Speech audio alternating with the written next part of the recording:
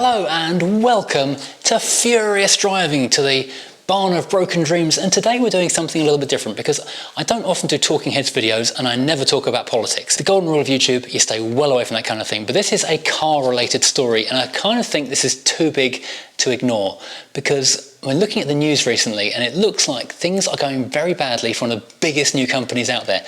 Tesla Motors looks like they might be on the way down, and possibly permanently. This is almost unprecedented as far as I can tell. Is it possible that the actions of a single person are going to bring down an entire company across the entire planet? I'm fascinated to see this play out. It's like a slow motion car crash. Now before we get going, I will of course, as always, say please, if you're new to the channel, please hit subscribe because there's lots of other content, not just me talking to the camera. Mostly we're driving cars and fixing them. Today it's a little bit of a commentary because I'm just fascinated. Secondly, if you like this video, please do hit the like button underneath. It makes a massive difference to the algorithm and it's very important to the channel.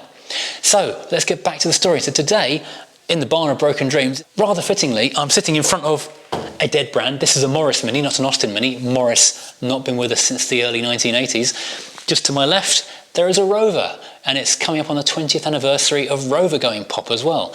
And so car companies going bust is not actually that uncommon. We've had car companies close and merge and blend into each other for over a century. Looking back to the 1930s when the big depression happened, the big luxury brands, Auburn and Cord, they closed down. In the 1950s and 60s, other big unassailable brands disappeared. Studebaker, that was a huge brand back in the 30s, 40s, 50s. Sales went, they failed. Going more recently, sticking with the Americans, Pontiac, and of course here in Europe, not that long ago, both Rover and Saab, both big national brands with a lot of national pride behind them and a lot of goodwill as well, but couldn't make it work. And of course there's other companies which have teetered and come back or still are teetering. Mercury, Lincoln and the Ford Group, those have been teeterers for a long time. Cadillac has been cresting the wave of destruction and despair for a long time. And of course currently Nissan and Honda are facing their own big problems. They're talking about merging. But these situations in the past, we've been able to watch them happening over a very long period, months if not years or even decades in the case of Rover. And we've been able to see exactly why it's happening. It's just strange the manufacturers themselves haven't been able to see them. Generally it's because of really two reasons. Lack of investment in new products, meaning that the cars that they're selling just aren't up to scratch compared with the competition and so people don't buy them. Or they're no longer in touch with their buyers. In the case of Buick and to a certain extent Rover, they became cars for old people, and then when those old people buying them stopped buying them, then the company sort of became untenable. It was really hard for them to break out of that mindset of this is the older generation's car. And so gradually the companies wound down. And so in Rover's case in particular, that meant that there was no investment coming in because they weren't selling as many cars, and so they had to reheat old models. It got less and less appealing and less customers, and it was a downward spiral. And we saw this happening over years until 20 years ago, the company was gone. In Tesla's case, it's been a matter of weeks. So let's go back to the beginning of Tesla. It's not a very old company. Tesla Motors, the car company, was started in 2003 by two guys, Martin Eberhard and Mark Tarpenning. There was no involvement of Elon Musk back then. He didn't come in until a year or so later where he injected about $6.5 million into the company, and so he owns about 12% stake in the business. He's never been a creator, he's never been an inventor, he's just a money man with skin in the game purely through cash and a loud voice. He's been a bit of the Steve Jobs kind of character behind the thing.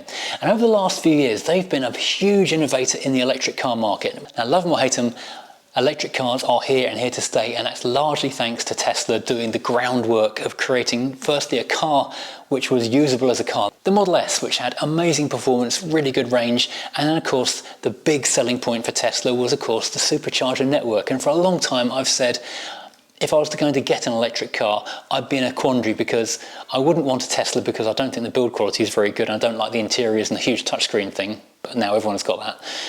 But it's the one electric car I would want because they've got the charging network. So that does leave me in a bit of a quandary if I was going to go for an electric car. And over the last couple of years, their cars, in particular the Model 3 and the Model Y, they have been absolutely dominating the charts, in not only in the EV sales charts, but also in mainstream sales charts as well. So they've been stomping all over the competition. It's only really in the last couple of years that the legacy manufacturers and of course the Chinese interlopers have really stepped up and bitten into that cherry that Tesla have been having all to themselves until very recently. In terms of technology, they are very good. There will always be little teething problems and issues. I've been watching one little story in America where there seem to be runaway Model 3s where in extreme cold they start one motor dragging the car forwards even though it's turned off and the handbrake's on. So these things aren't perfect, but then no car is. But in the last couple of months, Elon Musk has already changed, because before he was all advocating for clean energy, battery electric cars, using the batteries as home power storage in the future, clean electricity generation, and open sourcing a lot of the technology to make electric cars viable and easy to buy and use for everybody. But then of course he has changed, and this alignment with Trump and the Trump administration is a bit of a problem for Tesla, because you can split the world into two sorts of people: people who buy Teslas and electric cars, and people who like Trump. And this isn't really a thing with a Venn diagram, because generally there's some kind of crossover. In this case, it's a bar chart, not a Venn diagram, because it's that and that, no kind of crossover. So this is an issue for Tesla because it means he's now alienating his customer base. And he is the vocal face of Tesla. If he wasn't the vocal face of Tesla, it wouldn't be an issue. If he was just a quiet CEO who did other stuff outside of the company, people probably wouldn't be aware of him. But he's not. He's a loud personality who wants to be the centre of attention. And he's made himself the centre of attention, and he's made himself the face of Tesla. And suddenly, the face of Tesla is no longer the face that the buyers of Tesla want to be associated with. That's a problem in itself, and that was starting to harm Tesla sales. But then a few weeks ago, Musk went and did the whole exuberant salute thing, which understandably and rightfully upset an awful lot of people across the world, particularly in Germany, where they really did take it very, very hard indeed. Since then, Tesla sales haven't just flatlined, they have nosedived. I was going to start quoting sales figures, but they are free falling so quickly, and the stock price is free falling so quickly, I can't keep up with the figures in order to give you an accurate number between recording this and putting this out later. For the sake of brevity, and because I can't be accurate at this speed, between 50 and 80% drop in sales across most of European countries, massive drop in Canada, big drop in America, because, as I've said before, the kind of people who live in California and want to be seen driving an electric car and being aware of the climate crisis and this kind of thing don't want to be associated with Tesla anymore. But it doesn't just stop there with people not buying them.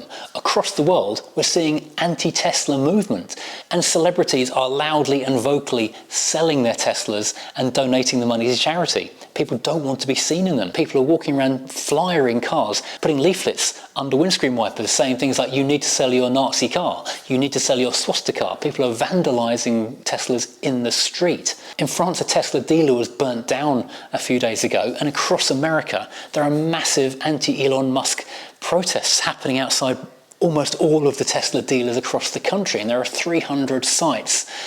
And if people are protesting outside the sites, people aren't going to go in and want to go and buy one. Elon Musk only owns about 12% stake in Tesla, so he's not the majority shareholder at all. He's just merely a vocal frontman.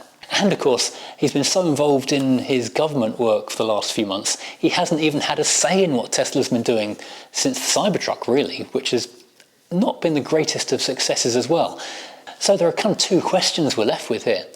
First of all, will Tesla survive? Because if people don't want to buy the cars, then obviously they're not going to sell the cars. And like many companies before them, they are going to go bust, which is a shame. You've got thousands of factory workers. They're just ordinary working people who need a job.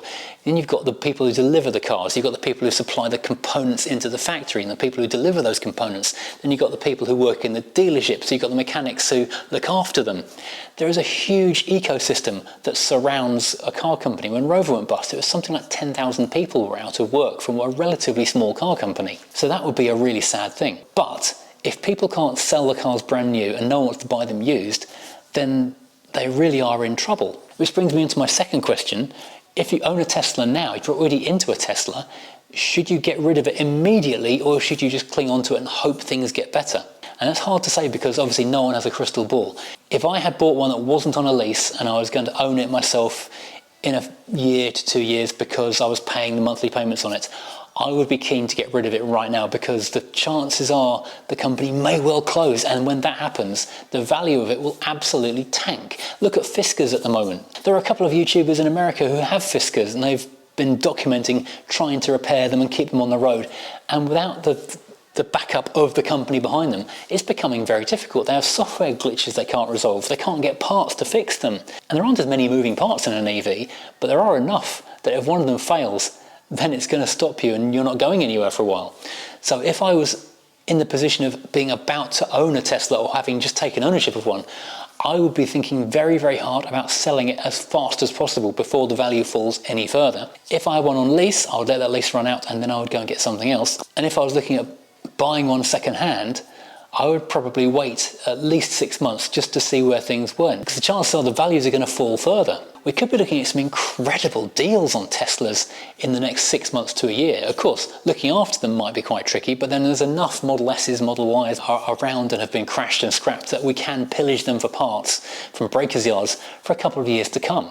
So what do Tesla need to do to survive? Well, I think they need to get rid of Elon Musk as quickly as possible and distance themselves from him as quickly as possible as well. Whether that means buying his stock out or just firing him from the board, he needs to be gone and no longer a part. If that car company is going to survive, they need to be Elon Muskless as quickly as possible, because he is toxic for the brand. However, I don't think he'll go quietly, because so much of his personal wealth is tied up in Tesla stock. He wants to be part of it. Don't forget, when he bought Twitter, he was able to afford that because he had his money in the stock and he was borrowing against that. If he no longer owns the stock, or if that stock tanks, then he is basically stuffed. But all of those other people depend on Tesla. Their livelihood needs Tesla. Really, Tesla doesn't need Elon Musk. So my solution would be for Tesla to get rid of him as fast as possible, and then work as hard as they possibly can to distance themselves from him as quickly as possible, to make it look like they never had anything to do with him, and hopefully for their sake people will forget they were ever involved with Elon, and then go back to building electric cars and a decent charger network. So what do you think? Is it too late for Tesla? Do you own a Tesla and will you be getting rid of it? Let me know in the comments. What do you think? Maybe we'll come back to this in 6 months' time and we'll see if this prediction was right, if they got rid of him, if Tesla survived, if their stock fell so far that Elon was bankrupted and had to sell Twitter. It'll be very interesting to see what happens in the near future. Let me know in the comments if you've got a Tesla. Would you buy a Tesla? Will you sell yours? Comment down below and let me know. And of course, like and subscribe, and I'll see you next time when we're back to doing some spannering on a car.